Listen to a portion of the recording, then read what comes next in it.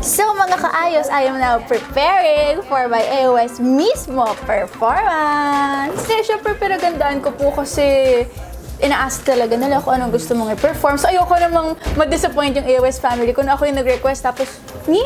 So talagang hanggang pag-uwi ko hanggang mga 5 a.m. Hindi, pero inaral ko po talaga ng mabuti as in until I could. First choice, syempre si Aki and of course si Ate Isabel. Charan! Ready! Yung hair ko lang hindi pa po ready, pero ready na. Excited na ako sa AOS mismo ni Sophie. Bakit? Kasi nakita ko kung paano niya binuo yung sayaw niya. Actually, 4 na Blackpink na sayaw yun. Yung talaga nabilib ko na pinaplano niya. Yung pasok ng music, paano niya sasayaw. At nakita ko yung dedication niya dito. Talagang memorize niya. So, I'm looking forward na papanood yung mga kaayos. At syempre, kasama din ako dito. Bibigay ko lang yung 100% ko para perfect.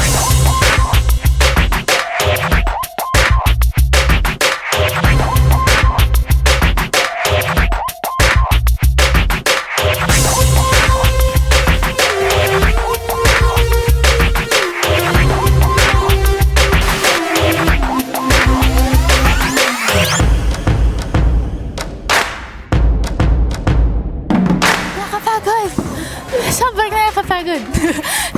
Hindi, pero masaya kasi ngayon ko lang nagawa din yung ganun ka powerful. Wow, powerful! Hindi ganun ko lang nagawa yung ganun ka todo bigay kasi usually nga, sa sweet girl lang ako. Pero ngayon, talagang binigay ko yung lahat na hindi ko na kaya maglakad pagkatapos. So yeah, super enjoy.